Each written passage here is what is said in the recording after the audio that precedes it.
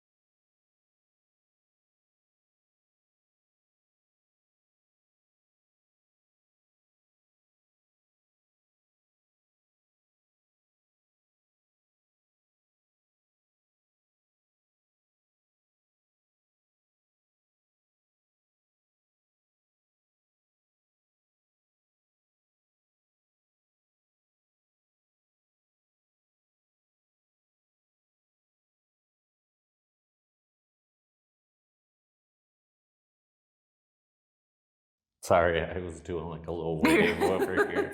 You're just all in your authentic self today.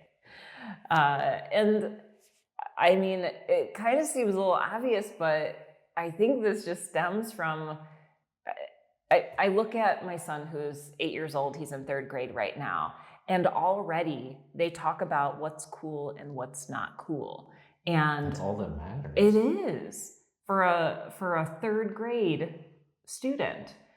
And I've noticed with him, and even starting in kindergarten, these ideas of, oh, these colors are cool, or these colors aren't cool, or these characters are cool, or those characters are baby and characters. I've noticed that you don't know what cool is. What is cool? I'll write a book. You write a book? Huh? Well, I'm not going to read it because that is up to me to decide, which is what we're talking about. So uncool of you to say. Did you notice? Because I look at you and like you don't ever strike me as somebody who cares about what other people think of you. And I know there's like varying degrees of that, but do you feel like that was something you always understood, is just to be yourself and not care about what other people think of you? Well, especially when I was in 3rd grade. You remember it? Yeah, like it was yesterday. What was challenging for you back then? Well, I just, like, I had my own world and my own interests, and I think that some of it resonated with other kids and some of it didn't. Like, obviously we all like to play video games and that was cool. Mm-hmm. But I don't know, I've always had like a certain way of talking that people don't tend to care about or enjoy, but whatever. I don't know, I say things, old-timey things, even when I was in 3rd grade. You've always been an old man. And then the kids would look at me like, well, why would you even say that? Mm-hmm. Or they just make fun, actually. actually. Mm. And then you got to learn how to just take it. You know, I don't know. So you didn't find yourself as much swaying to speak differently because the other kids were finding that it wasn't No. agreeable with them. No. Well, and that's interesting because, I mean, I don't know, like, let's take a poll, because I'm curious with the masculine and feminines within this community who, to me, it seems like a feminine attribute for us to put more emphasis on what others think of us. And I don't know if that's the culture of us feminines, where we are very self-critical, where we want others to like us. I mean, I know more men that it's easier for them to be their authentic self. At least that seems to be that way. That can easily kick off a whole conversation on toxic masculinity, but the reality is at the baseline, women are more receptive to those ideas, where men are more actionable in having to overlook those things. But I'll take the blame. I don't care. Well, there's no blame to be had here, but it's just it's a curious wonderment of mine, and something that I've really struggled with is comparing myself to others, and from a very young age, taking on the story that who I am as my authentic self isn't pleasing for other people. And I was spoken very harshly by family members when I was younger, and being called scrawny. I wasn't an athlete. Everybody in my family was most of them were athletes. And so I was kind of like an oddball out. Were you a mathlete? No, there wasn't anything growing up that I was necessarily good at on the surface. Spiritually, I was continuing to accelerate, but I mean, there wasn't anything. I wasn't a good student. I was fine, but I was just kind of straight average as my human self. But there wasn't anything that I really excelled in, other than I learned to love at a very young age, and I learned to see different characteristics in people that I thought were serving to this world and that weren't serving to this world. And so that's something that made me really unique, that I now can honor within myself and express in myself. But growing up in society, and I say all of this too because from a young age we have instilled within us these really sacred ways of seeing the world. But then as we age, this film comes over our eyes of how things, how society has framed it to be, and the uniqueness of our lenses isn't celebrated. And now it's kind of an interesting time, because anybody who speaks out against the norm is like, why don't you see things the way I do? This is uncomfortable, or, you're wrong. And yeah. But this is a really beautiful time to speak out with what you see in a unique way versus what others may not be able to see. It doesn't mean it's right or wrong, but all of our perspectives are sacred. Yes, on an individual level, all of our perspectives are sacred. Society's perspective has a tendency to stray away from the sacred, though, and more into that. It's interesting to say the word collective and not in the great way, but it's more of trying to create the world from the top down, one person's image, and then convincing enough people to make that image come to be. And it's not as easy as one individual either. But yeah. So it's oversimplification. I'm sorry for oversimplifying that. Well, no, I mean, I think there's definitely an inclusion factor. We all want to be included with what the general public is doing, because otherwise, and we've talked about this before when it comes to fear, otherwise we may be separated from our tribe, and that means we could die. But we also don't ask why either. Why with what? Why we want, why we choose to partake in this grander image that's presented to us. But that comes down to asking ourselves a multitude of questions that maybe we've been taught by that machine to say are too complicated or self-centered or a variety of different things. When it's easier to just say, okay, well, I'll go do that then. Thank you, sir. Thank you, ma'am.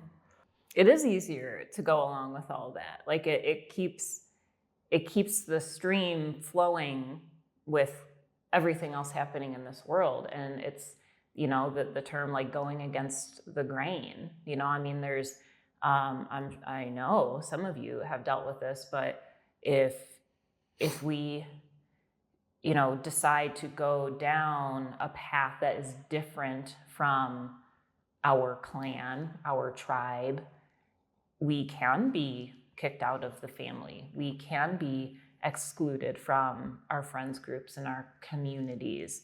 And that's a very difficult side effect of being our authentic selves and expressing ourselves in the way that we know to be most true to us.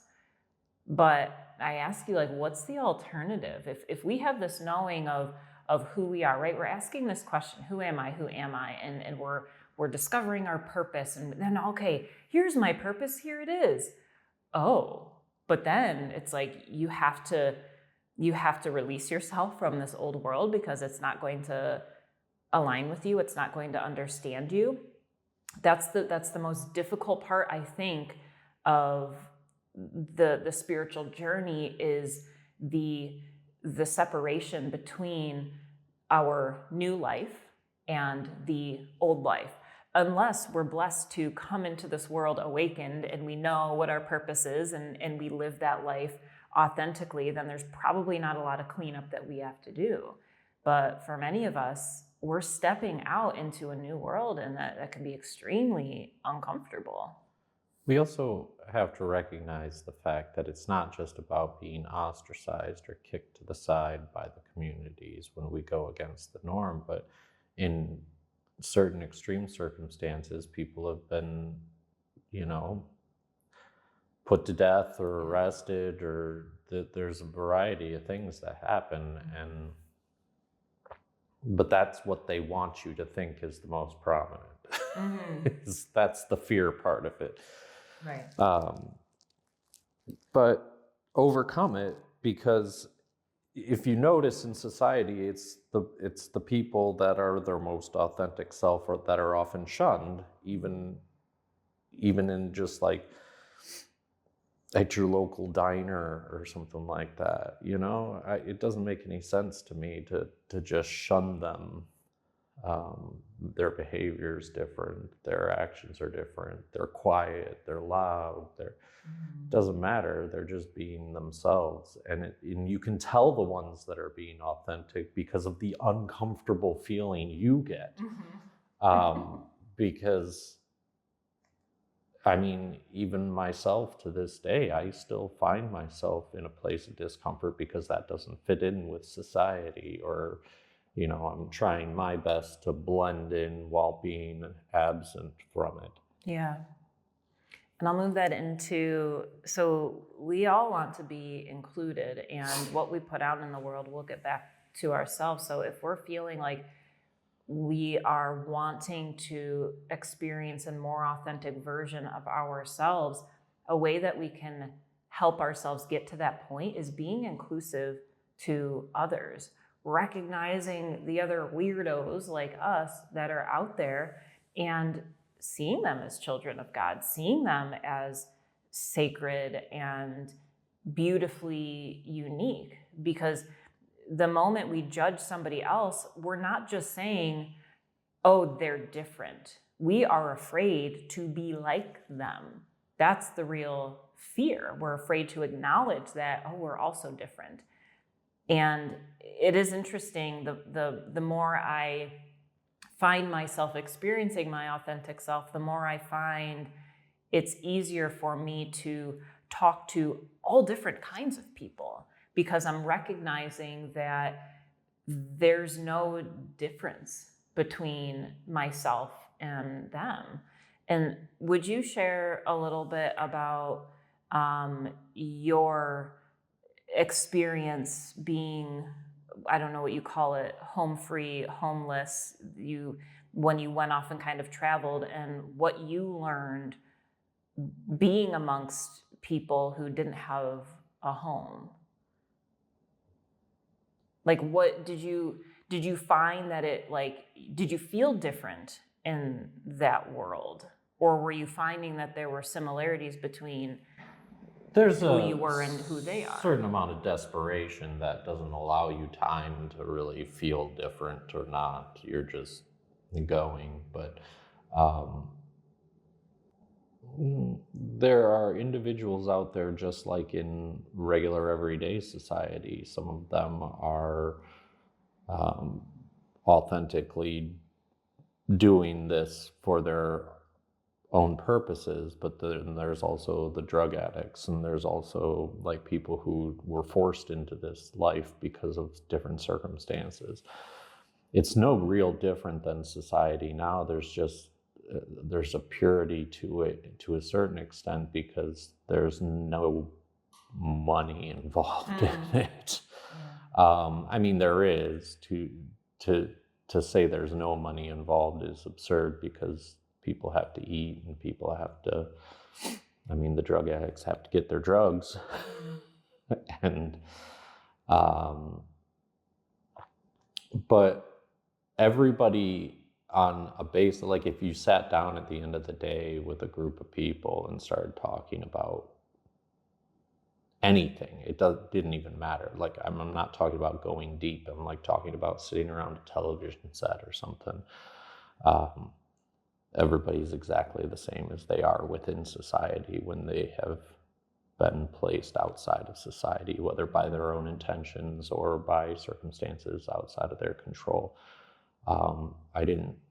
You don't even find a difference in character between the drug addicts and the not drug addicts, like in modern society, or in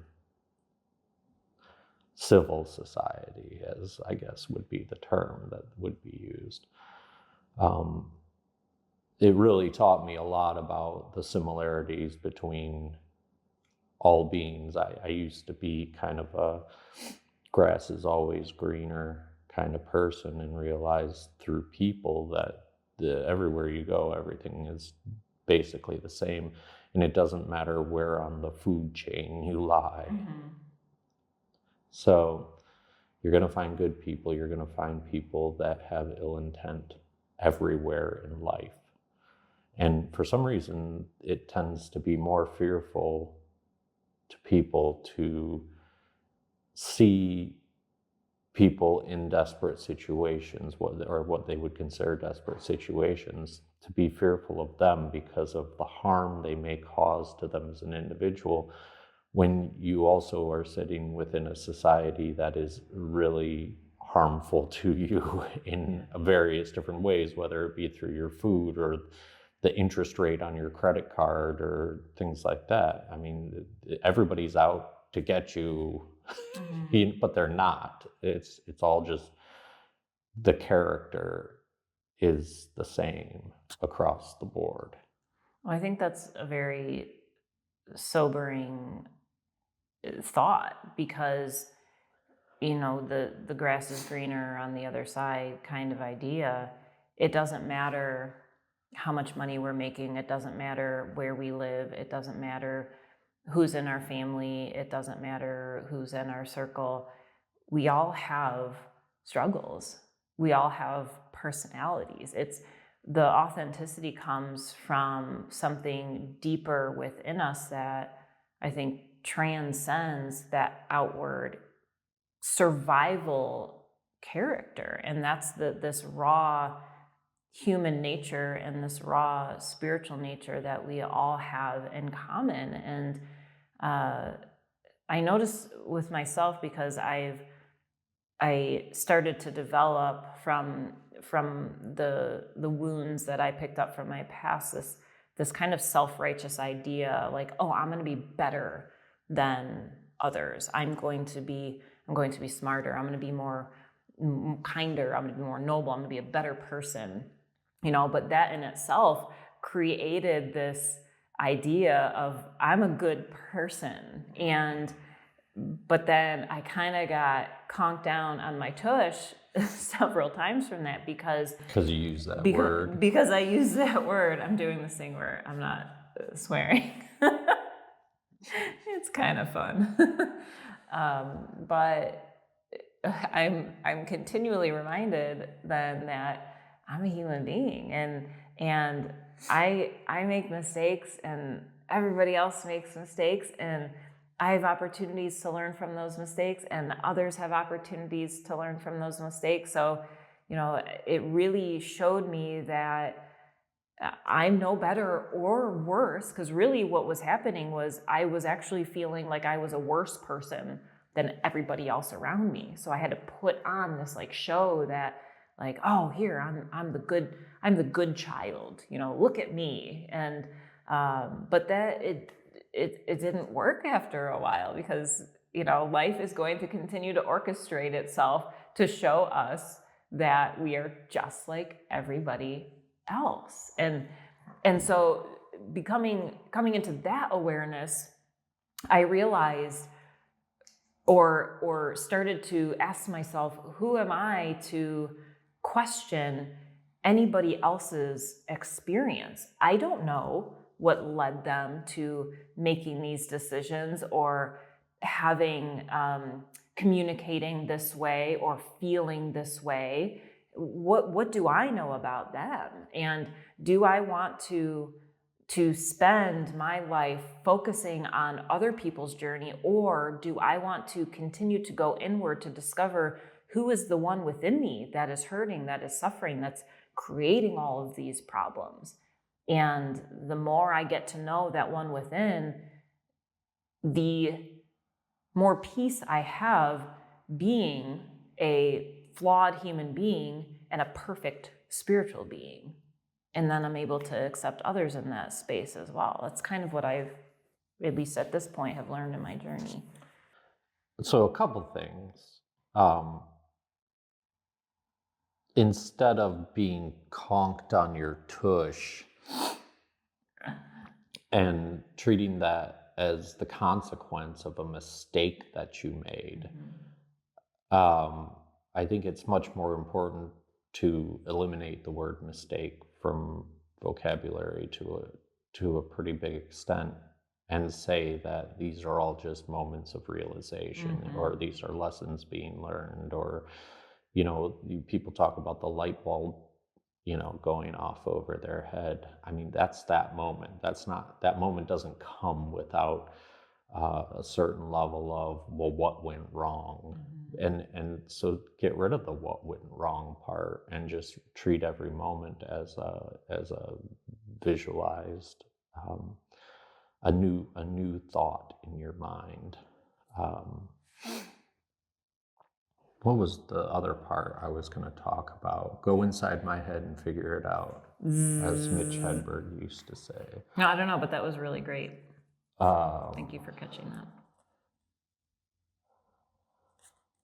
I'll wait. Yeah, let's not do that.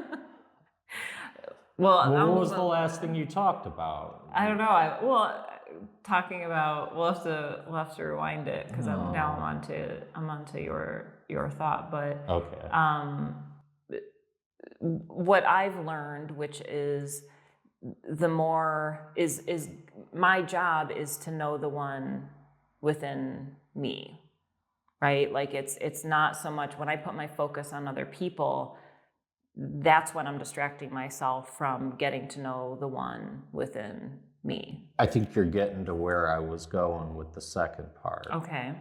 So go. No, that's it. Well, do you have it, or do you want me to keep talking? No, I want you to keep talking.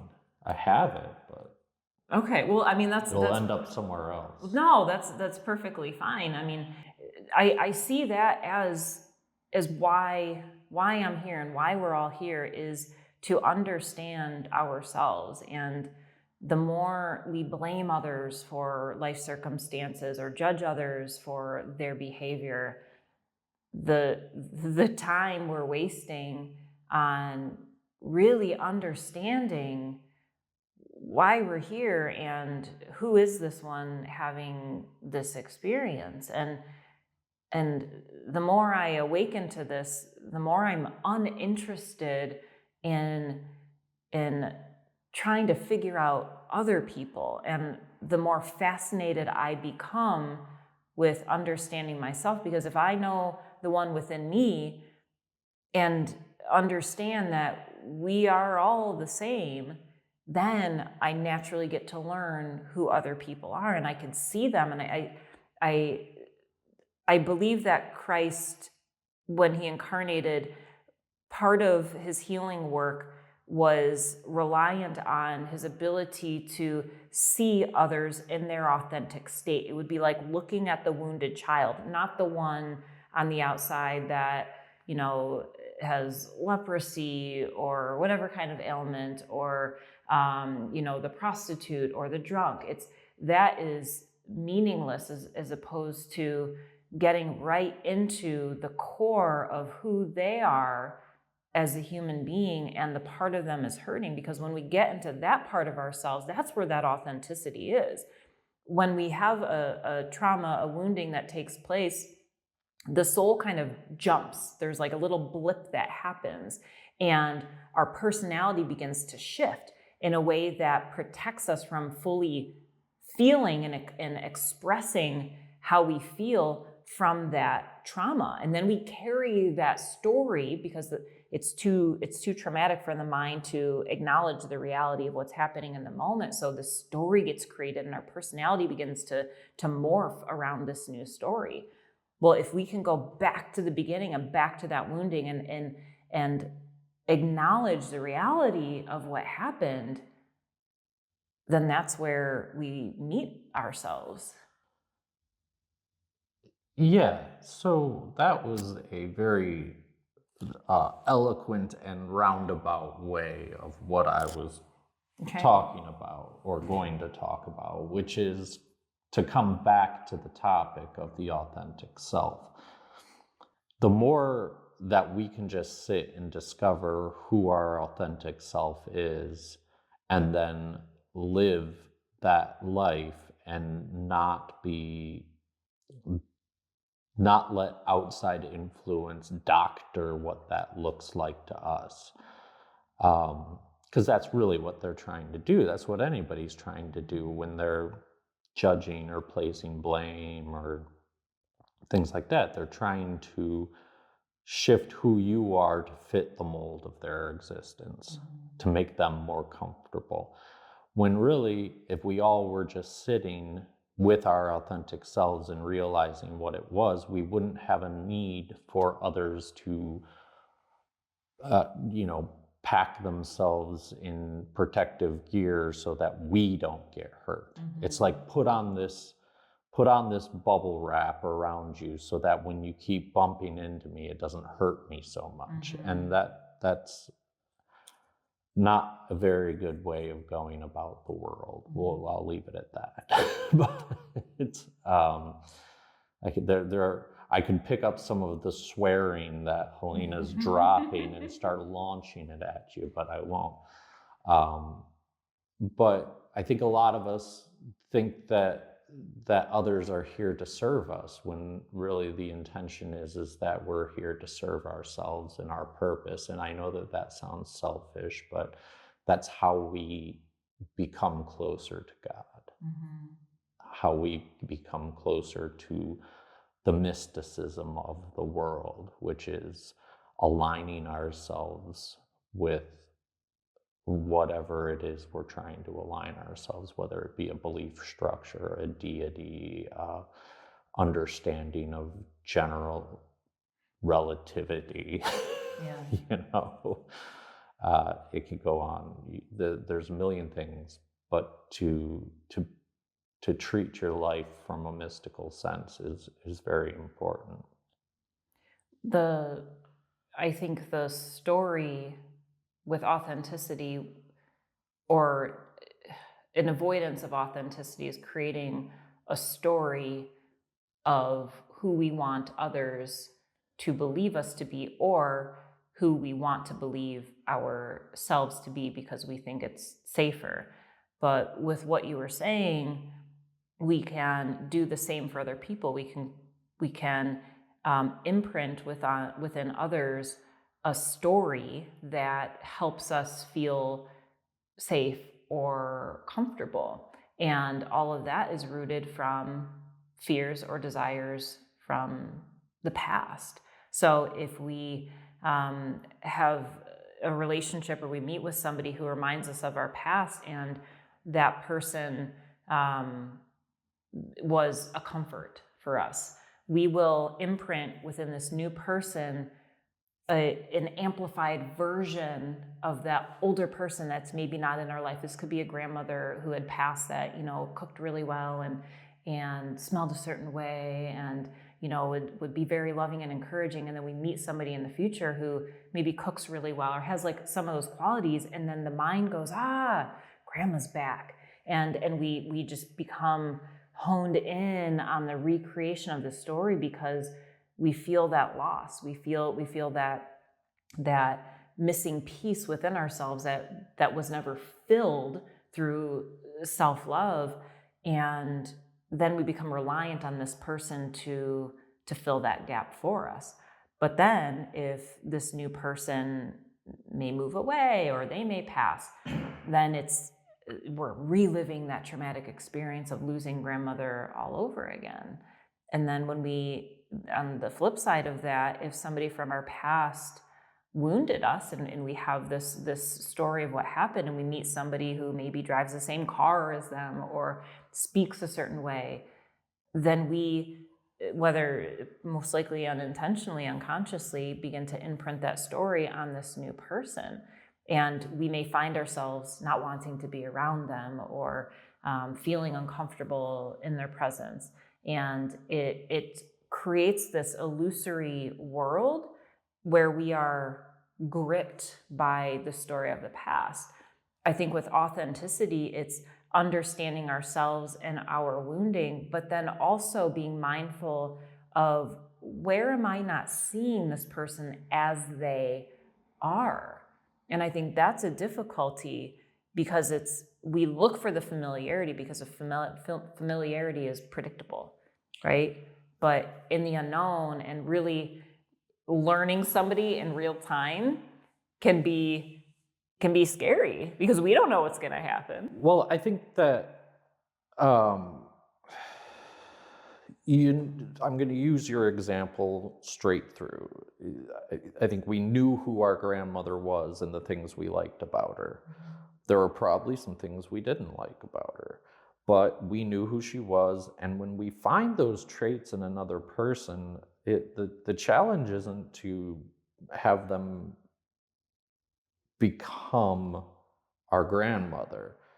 The challenge is going inside of ourselves and saying, what were the things that grandma did that we liked? Like, say, the cooking. Why aren't you then learning how to cook those delicious meals for yourself? Does it not boil down and back to self-love? Like, instead of trying to find someone else to cook those delicious meals for you and to love you the way your grandmother did, why aren't you learning to cook those delicious meals for yourself and loving yourself the way your grandmother loved you? I think that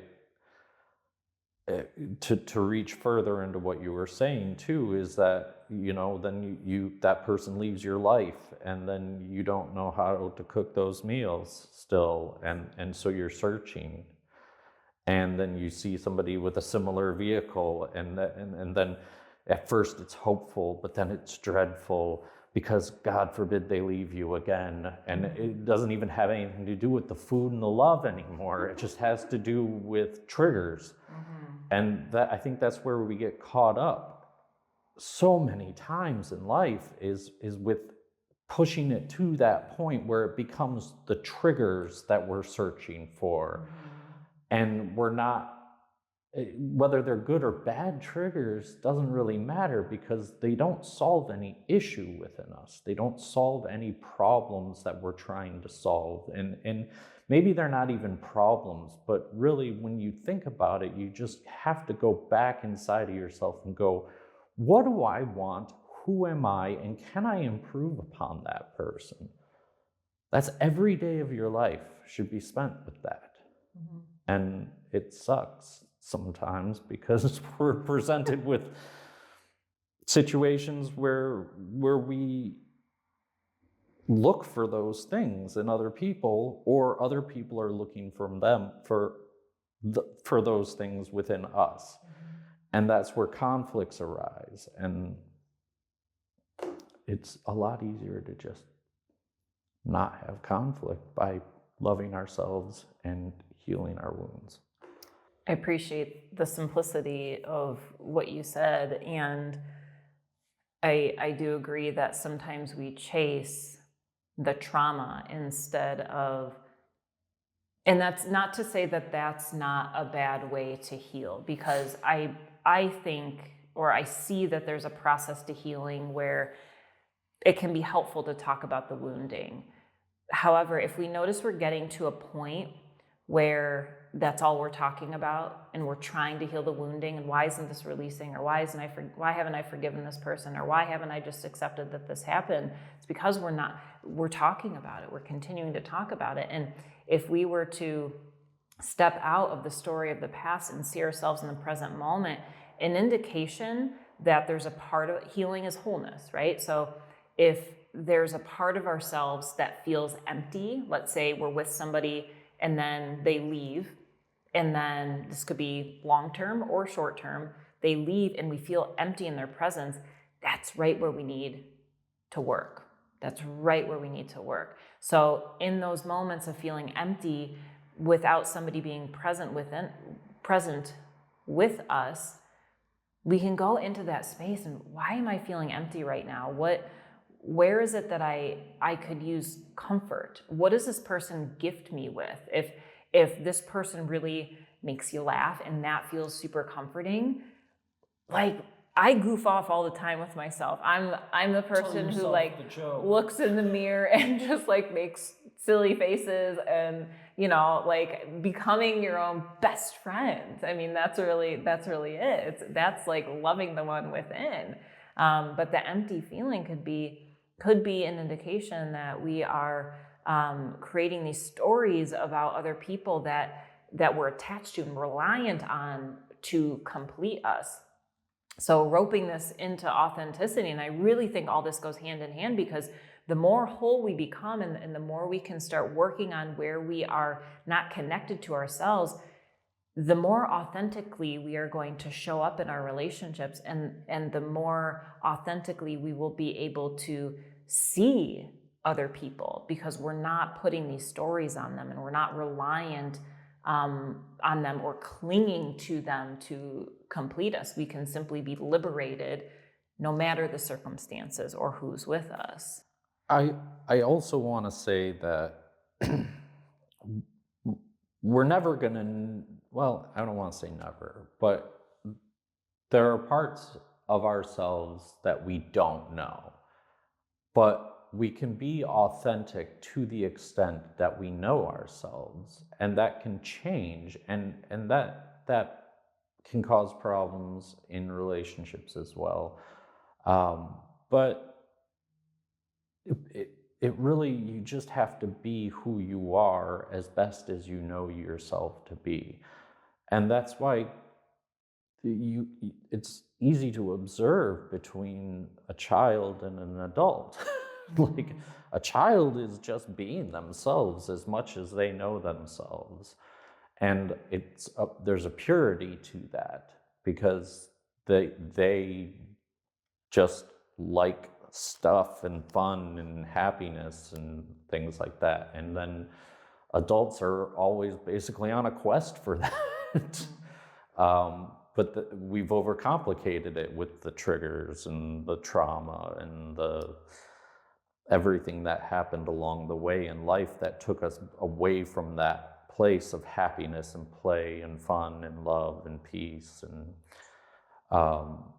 yeah, I think I lost my train of thought on where I was going. No, with that, I'm gonna pick, unless you had No. do you have- well, something I think is worth noting too is that we're constantly changing. So when asking the question, That's what I was talking about. It's too late. I'm on it now. I win. So acknowledging who we are in the present moment. Who am I right now?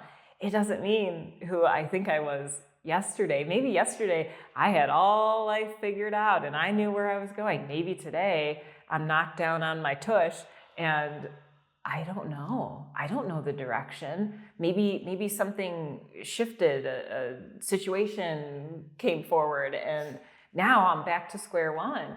And the authentic response is, I don't know what's going to happen, or I don't know the direction, or I don't know what any of this means.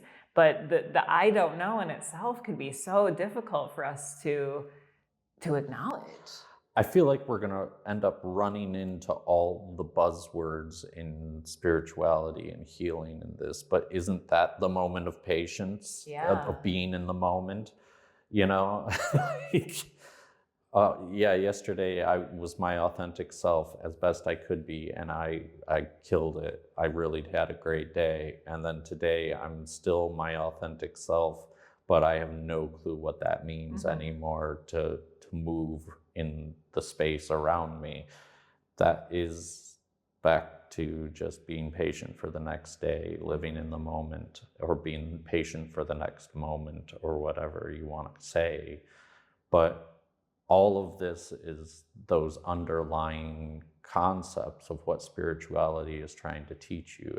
I don't want to be mean with the buzzword thing, but some of them annoy me, some of them don't. And it depends on the moment. That's why we're not titling this, Be Your Authentic Self. Right. Yeah, exactly. This isn't some sort of like motivational, yeah. I'm not, this isn't a weight loss seminar. This isn't... We're not trying to even empower you. No, not at all. We're trying to just want you to humble you. Jeez. Yeah, just think. Be whatever you can be in the Army. Reserves. That was what the commercial ended with, right? Something like that. The buzz. I had another thought with that, but then I started to get goofy. Let's keep it going. Oh, okay, there it is. There it is. Is it another 80s commercial? Nope.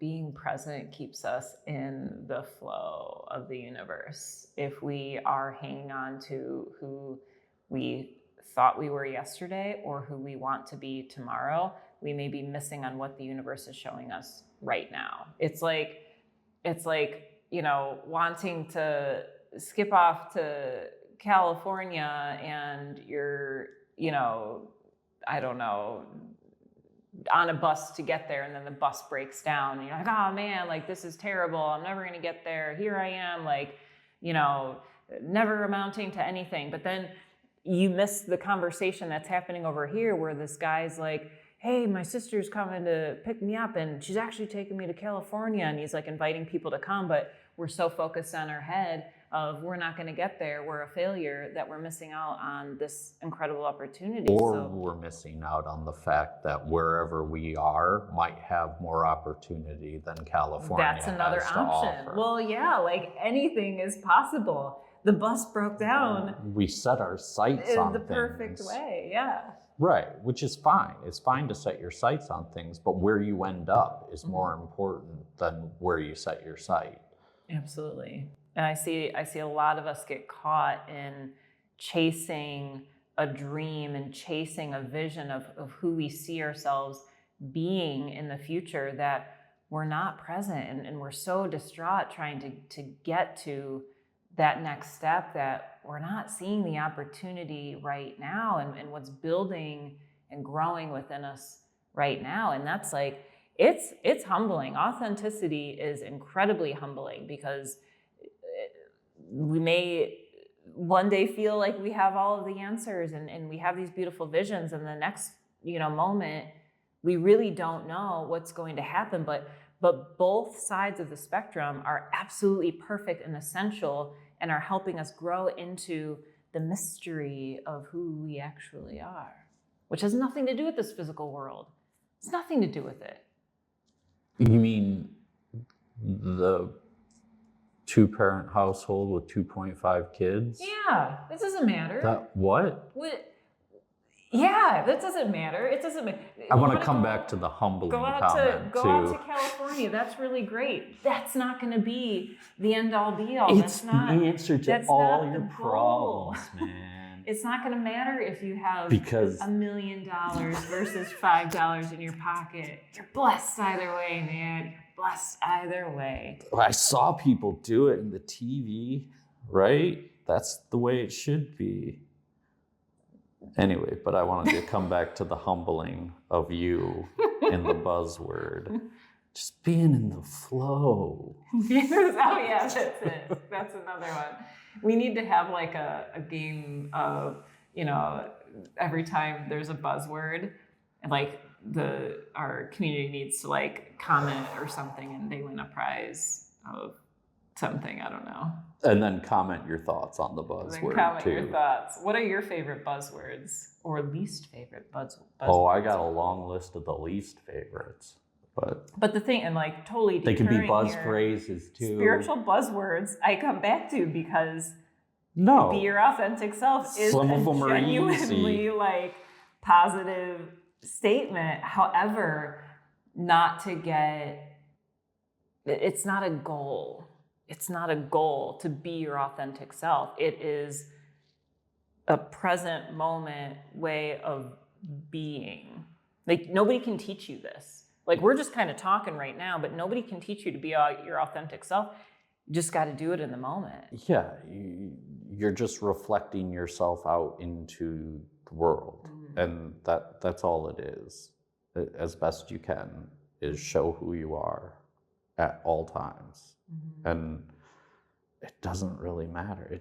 There's nothing else that really has to happen in this 3-dimensional world except that, because the focus really should be not on, we're here for a reason, don't get me wrong. Have some fun with it. The kids, look at the kids. They're having fun. A blast. I could even go into the whole video game thing, and it's like, oh, it's rotting their brains. You know what? They're having fun. Just let them have fun. What does it matter? Right?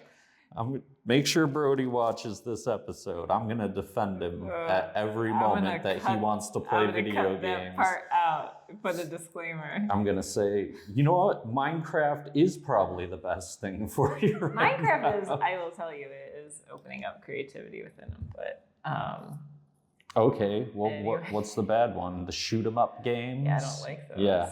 Go shoot 'em up. Whatever. Is it fun? Or is it causing rage? Oh, if it's causing rage, let's not shoot them up. Don't do that. If it could just be as simple as Tetris and Mario Brothers all the time. Tetris is stress-inducing too, though.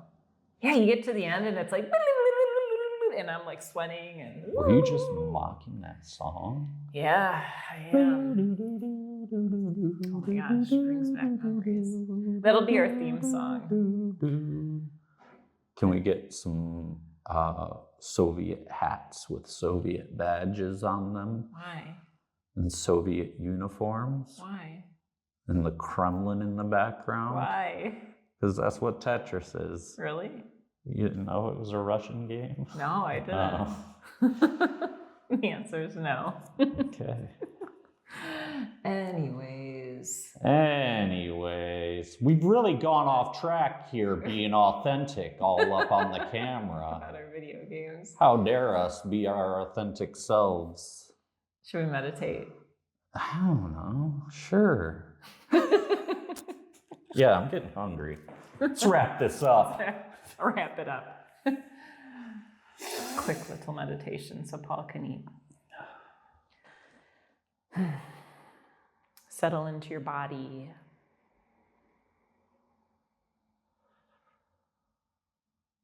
Begin to sense the energy within you.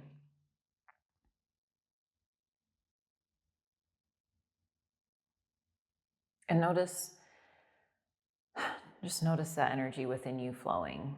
It doesn't have to have a name, emotions, characteristics. See if you can feel the vibration. Maybe you can feel energy going into your heart. Maybe you can feel it flowing around your spine. And notice as this unnameable force within you flows, that there's also this external version of you. Both are true. You have this body, you have this personality, and also there's something deeper within you that is simple, that is energy that flows. And what is within you is within all. It is the universe.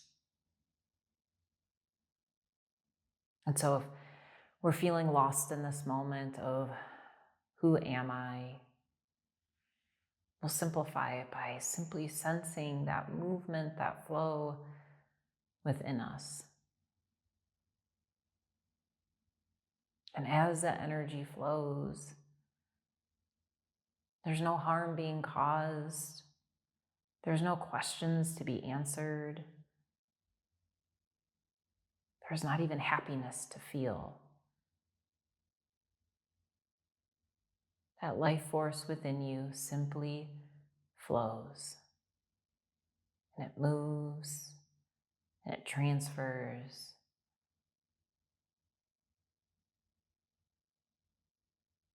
And we get to be that.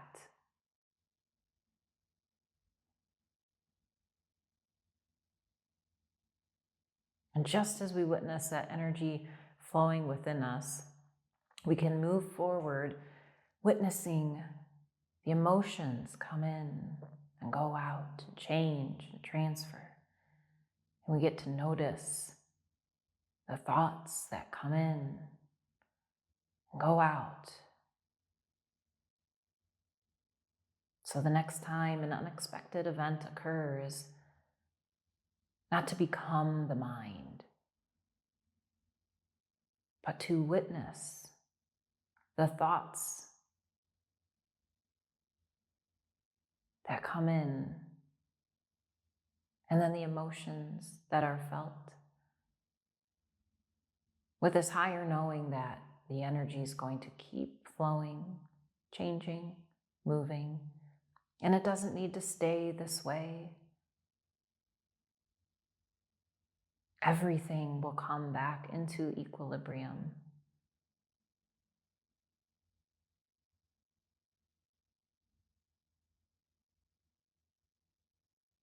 Begin to breathe deeply into your belly, into your ribs, into your chest, and then exhale. And again, deep inhale and release.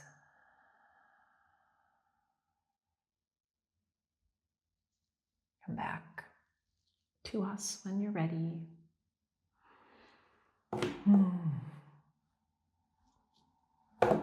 We're just energy flowing around. Once again, check out all of our videos that we've posted. Hit that like and subscribe button, and please share. Check it out. Sharing on your social media feed would be most helpful to get the word out about what we are creating in this community. And if you're not familiar with Ordinary Pioneer, we welcome you into this space that we are co-creating. We are a nonprofit in Northwest Ohio and doing some positive work here within the community as we grow, as we heal together. And if you are interested in learning more and donating to the mission of Ordinary Pioneer, you can visit ordinarypioneer.com. And we are so grateful for your consideration to donate and to bringing accessible healing to all. Thank you for watching. We'll see you next week.